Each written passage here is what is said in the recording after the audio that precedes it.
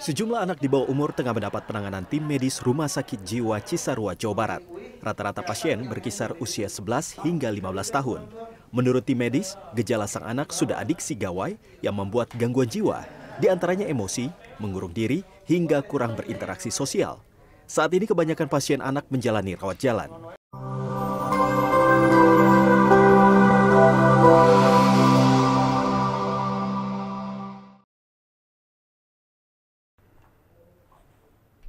Assalamualaikum warahmatullahi wabarakatuh. Alhamdulillah wassalatu wassalamu ala Rasulillah wa ala alihi wa ashabihi wa mawala. Asyhadu an la ilaha illallah wahdahu la syarikalah wa asyhadu anna Muhammadan abduhu wa rasuluh. Pemirsa yang budiman dimanapun Anda berada yang menyaksikan channel Hidayatullah ID, kembali kita berjumpa dalam program Ngeteh, ngobrol edukatif tentang Hidayatullah, berbincang, berdialog seputar Hidayatullah. Pada kesempatan Ngeteh kita kali ini, kita akan berbincang-bincang dengan salah seorang tokoh dulu sempat menjadi aktivis mahasiswa dan juga kemudian mengurus sejumlah gerakan mahasiswa juga, dan pernah menjadi ketua umum pengurus pusat Syabab Hidayatullah yang hari ini menjadi Pemuda Hidayatullah. Dan saat ini beliau adalah pengurus Dewan Pengurus Pusat Hidayatullah di Departemen Sosial dan juga diamanahkan sebagai Direktur Sahabat Direktur Sahabat Anak Indonesia. Pemirsa semua yang berbahagia, yang beriman dimanapun Anda berada, kita langsung saja berbincang dengan nama beliau, Musliadi Raja.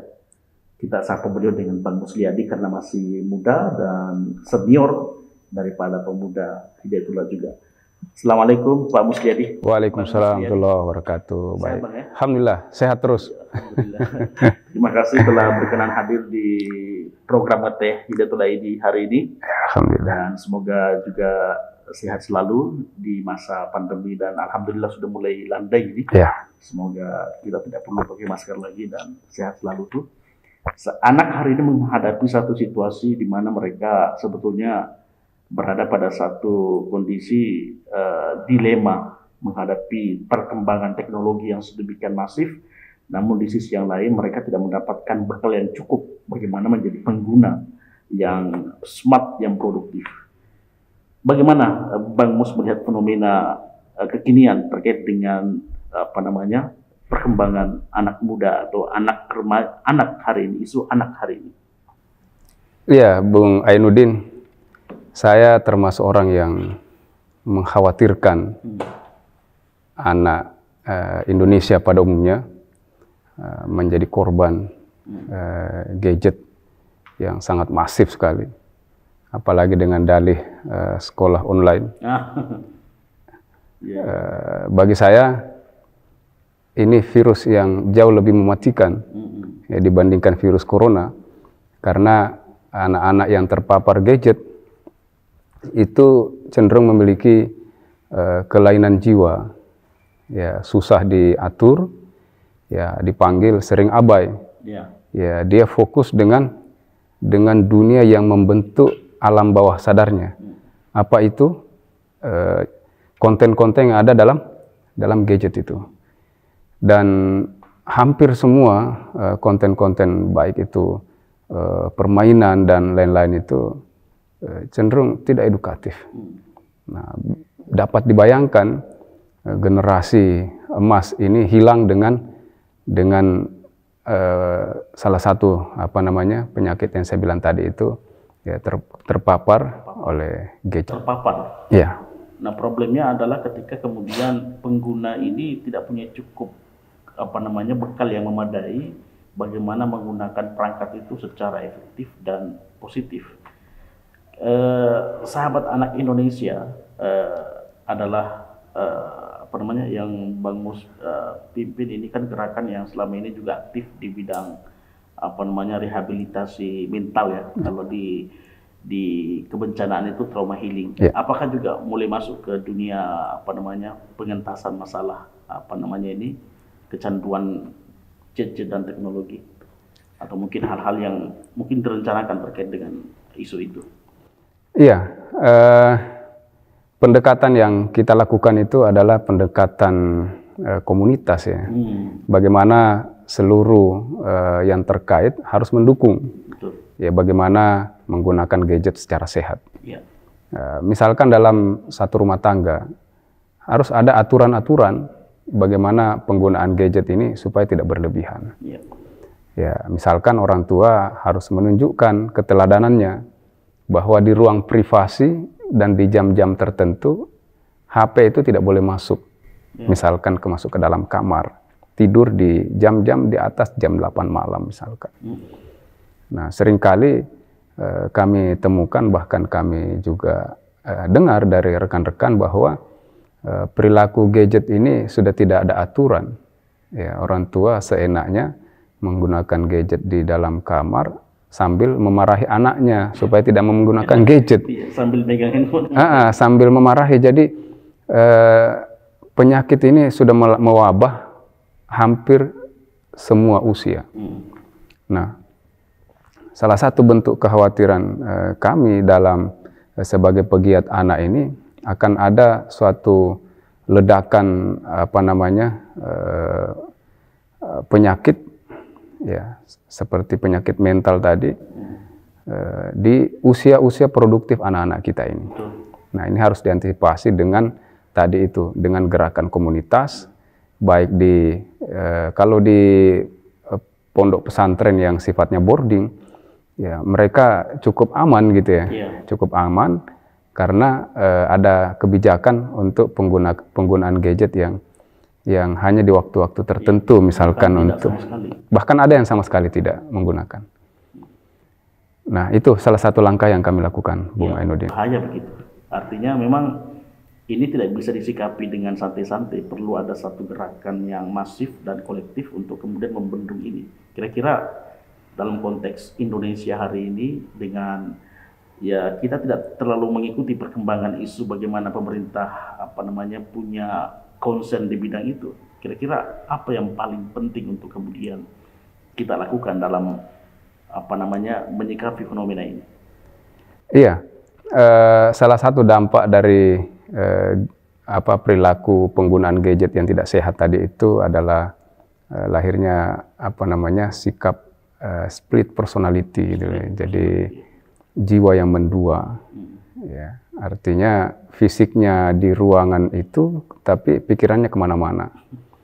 Nah, bayangkan Bung Ainuddin bisa lihat misalkan di forum-forum rapat atau di forum-forum bersama, masing-masing sibuk dengan gadgetnya. Padahal rapat. Nah, apa yang dihasilkan dari forum itu bagi saya sesuatu yang tidak maksimal, karena mereka sibuk dengan khayalan masing-masing, dengan fokus masing-masing di dunia mana saja dia berkomunikasi. Nah, aturan-aturan kecil tapi disepakati dan itu menjadi regulasi di setiap komunitas, saya pikir itu adalah sebuah langkah untuk mengurangi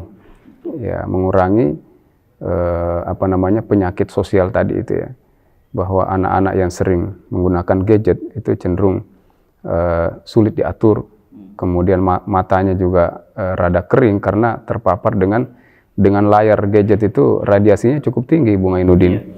Makanya sering kita lihat ada anak-anak yang sampai buta, kemudian ada anak-anak yang berperilaku tidak normal karena dia selalu main game. Kelakuannya seperti permainan-permainan yang ada di dalam gadget itu. Nah, dukungan semua, baik orang tua, lingkungan, itu perlu. Misalkan dalam sebuah komunitas perumahan, ya, harus dibicarakan. Ada kesepahaman bersama bahwa ada jam-jam di mana anak-anak itu tidak boleh diberi gadget. Betul. Karena kadang-kadang juga di perumahan sendiri, mungkin dia di dalam rumah tidak main handphone. Tapi ketika keluar rumah dia bertemu dengan temannya yang ternyata bawa perangkat itu sehingga dia mau tidak mau terpapar. Dan ini fenomena yang ini menarik tadi terkait dengan kerja-kerja bersama, kesepakatan bersama masyarakat itu. Nah, kira-kira kalau SAI, Sahabat Anak Indonesia itu kan mungkin jaringannya panti asuhan. Dan notabene barangkali juga relatif mudah untuk mengendalikan itu. Nah, bagi komunitas katakanlah perumahan, kira-kira selain tadi kesepahaman itu, apalagi yang paling mendasar untuk kemudian dibangun sehingga kemudian memang kesadaran kolektif itu tumbuh gitu. Iya. Segala pendekatan kita lakukan, ya, tidak hanya pendekatan-pendekatan lingkungan, tapi juga peran-peran tokoh-tokoh agamawan. Karena pemerintah dalam hal ini mereka tidak mampu mengendalikan laju perkembangan teknologi, kemudian masih ragu-ragu membatasi konten-konten yang tidak produktif. Lain halnya di negara-negara yang misalkan di Cina, misalkan negara yang turun tangan untuk memblokir konten-konten yang tidak produktif. Karena Bung Ainuddin, apa yang menjadi bacaan anak-anak itu akan menjadi kepribadian dia. Bahwa permainan-permainan yang tidak mencerminkan misalkan seorang laki-laki yang perkasa, cenderung tontonan-tontonan yang tadi yang melankolis, maka membentuk kepribadian yang melankolis juga. Sehingga lahirlah generasi yang alay, generasi yang tidak punya prinsip, generasi yang sekali bentak takut. Nah, itu tadi saat negara tidak mampu mengendalikan medsos ini, maka peran yang paling penting adalah peran tokoh-tokoh agamawan, baik dari kalangan Islam, misalkan dengan para dai-nya. Nah, begini, para dai pun harus dibekali dengan ilmu-ilmu tentang dunia medsos. Begitupun juga dengan tokoh agamawan dari komunitas Kristiani, misalkan dari Buddha maupun dari agama-agama lain. Semua harus bergandeng tangan, karena ketika generasi ini terpapar dengan medsos yang tidak sehat, maka kita sendiri yang kesulitan untuk merecovery. Bahkan biayanya, Bung Ainuddin, jauh lebih mahal. Merecovery mental yang sudah rusak. Misalkan anak yang sudah kecanduan main gadget, itu biayanya lebih mahal. Bahkan kalau sampai ada kerusakan fisik pun, mata apa-apa lebih cacat. Lebih cacat, lebih parah lagi. Sudah cacat dan itu nggak bisa dikembalikan seperti semula. Nah, ini yang menurut saya keprihatinan bersama gitu ya. Pada saat tokoh-tokoh agamawan melakukan kampanye gadget sehat, pada saat yang sama pemerintah abai. Abai dengan proteksi terhadap anak bangsa gitu. Itu salah satu bentuk keprihatinan Sahabat Anak Indonesia, sehingga kami terus mengkampanyekan menggunakan gadget secara sehat melalui komunitas-komunitas. Ya, saya kira ini program yang penting, tapi juga butuh logistik yang besar, karena ini bukan pekerjaan kecil, karena mengurusi sekian banyak kasus, dan tentu ini harus kemudian berkesinambungan karena berkaitan dengan hajat hidup orang banyak, di mana kemudian memang yang terpapar bukan hanya katakanlah dari kalangan kelas menengah ekonomi ke bawah, bahkan termasuk masyarakat kelas ekonomi menengah ke atas, termasuk mereka juga yang sebetulnya kewalahan untuk keluar dari lingkaran setan ini. Bahkan yang banyak terpapar sebetulnya kan mereka yang punya akses memadai untuk kemudian punya gadget, punya handphone dan lain sebagainya. Ini kira-kira sumber daya yang dimiliki Sahabat Anak Indonesia untuk kemudian menggelorakan gerakan ini seperti apa? Melalui jaringan-jaringan yang ada di seluruh Indonesia. Ini bom waktu, Bung Ainuddin. Entah kapan fenomena itu sudah muncul gitu ya. bahwa anak-anak kita sudah sangat luar biasa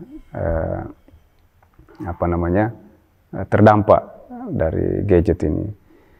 Nah, kami memiliki 34 perwakilan di seluruh Indonesia dan alhamdulillah sudah berjalan program-program perlindungan anak.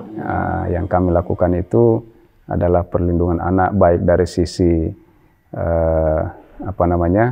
eksploitasi dunia anak dalam hal kerja misalkan, kemudian child abuse, ya eksploitasi anak di bidang pelecehan seksual, kemudian begitupun narkoba, termasuk narkoba. Nah, ini ibarat gunung es, bahwa peredaran narkoba itu tertutupi dengan isu-isu pandemi. Iya, betul. Ya, COVID-19 ini. Padahal peredarannya di bawah itu sangat luar biasa.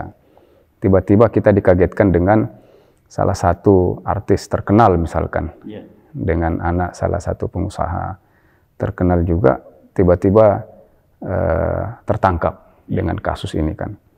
Artinya banyak ribuan bahkan jutaan anak bangsa yang sedang melakukan transaksi kecil di bawah.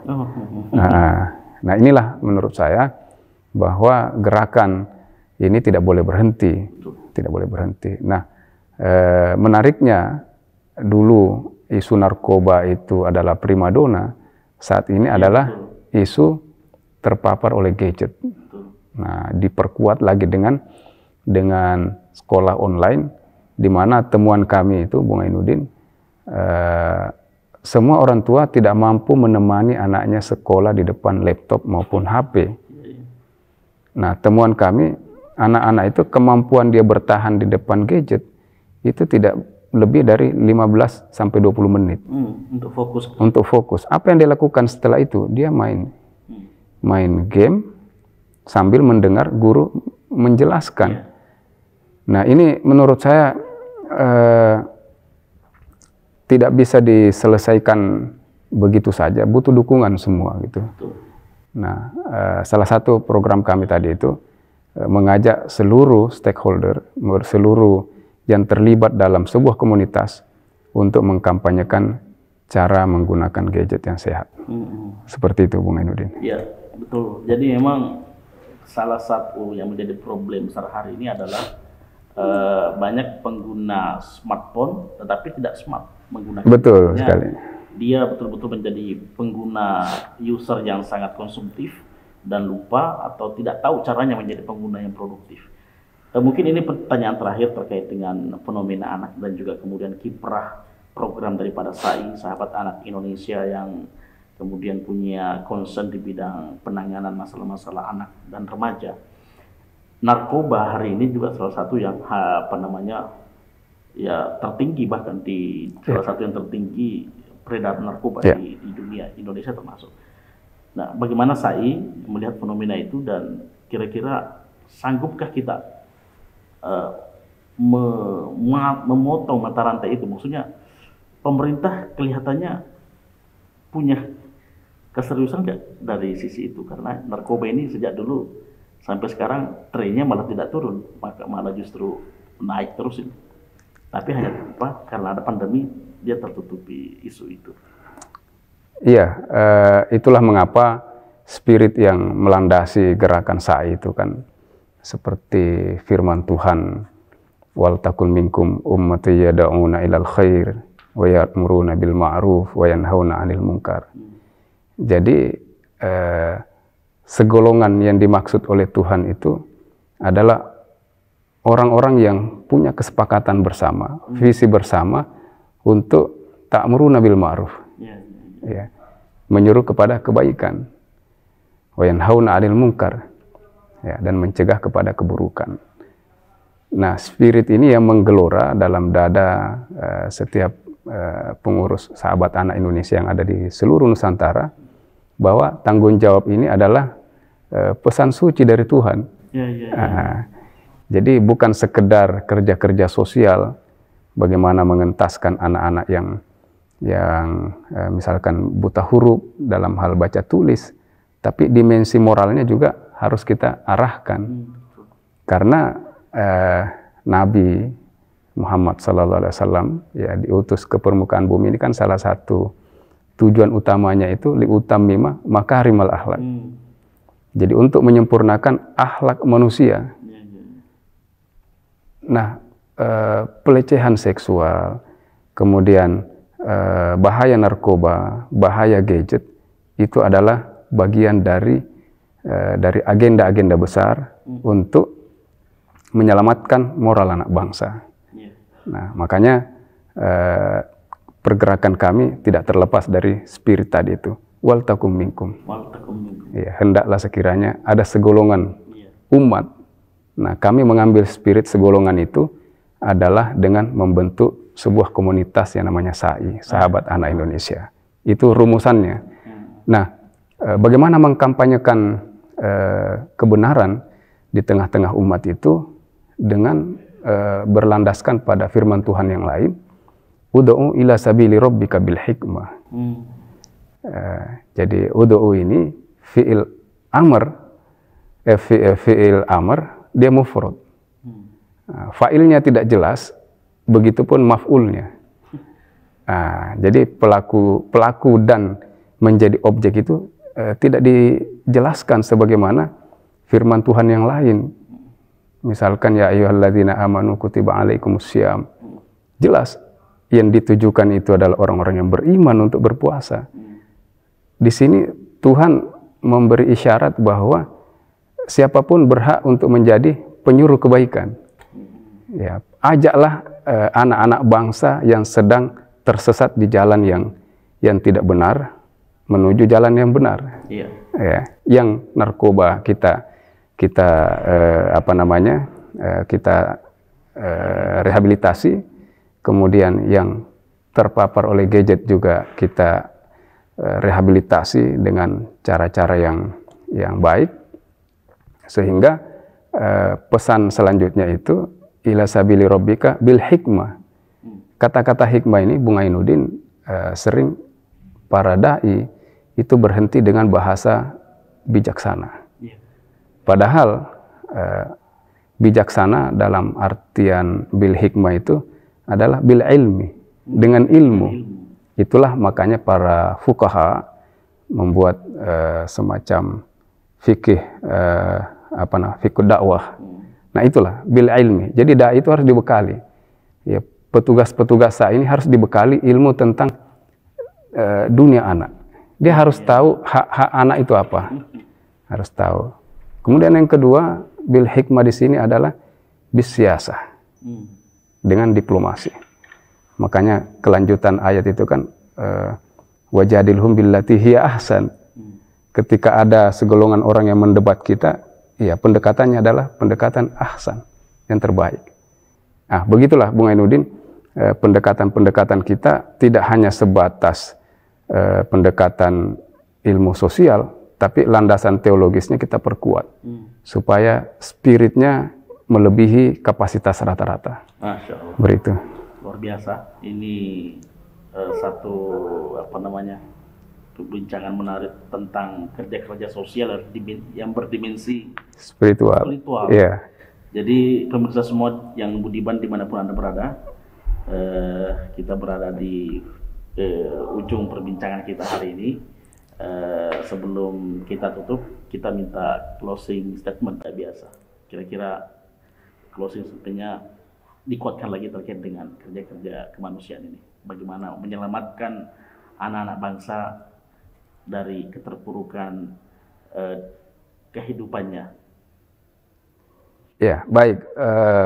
Pemirsa, sahabat anak Indonesia dimanapun Anda berada, bahwa kerja-kerja sosial terkait anak ini menjadi tanggung jawab bersama, ya, baik dari orang tua, kemudian perangkat-perangkat pemerintah dari tingkat yang paling rendah sampai kepada tingkat yang paling tinggi, ya, harus bergandeng tangan untuk menyelamatkan generasi anak bangsa yang luar biasa saat ini sudah sudah sampai pada tahap mengkhawatirkan Bung Mainuddin, sehingga kami dari Sahabat Anak Indonesia ya, menjadikan program ini sebagai program yang utama agar anak-anak kita ya bisa menjadi generasi yang baik, generasi yang punya pendirian yang kuat, punya iman yang kuat, dan landasan kepribadian yang bagus. Sehingga generasi emas yang dinanti-nanti untuk menjadi pemimpin, baik di Indonesia maupun dunia, bisa terwujud dari Indonesia. Ya, sebagaimana statement Wakil Ketua MUI, ya, Pak Anwar Abbas, bahwa Indonesia akan menjadi negara superpower di tahun 2050. Barangkali begitu, Bung Mainuddin. Ya, Masya Allah, luar biasa. Terima kasih sekali Pak Bang Musliadi telah hadir di forum kita ini. Materi yang disampaikan sangat luar biasa mendalam dan menyentak kita untuk kemudian melandaskan gerakan-gerakan membangun manusia karena Allah Subhanahu wa Ta'ala. Baik pemirsa semua yang budiman dimanapun Anda berada, tentu ini bukan perbincangan yang terakhir, akan ada perbincangan berseri berikutnya dengan narasumber-narasumber yang lain, dan kita sudahi perbincangan kita pada sesi kali ini. Sekali lagi terima kasih Bang Mus. Ya, baik, sama-sama. Ya, semoga berkenan hadir di Insyaallah teh berikutnya. Siap. Insyaallah. Baik teman-teman semua pemirsa yang berbahagia dimanapun Anda berada, sekian perbincangan kita hari ini. Atas segala kekurangan dan kesalahan kami mohon maaf. Billahi fi sabilil haq, al-haqqu min rabbika fala takunanna minal mumtarin. Assalamualaikum warahmatullahi wabarakatuh. Waalaikumsalam warahmatullahi wabarakatuh. Siap.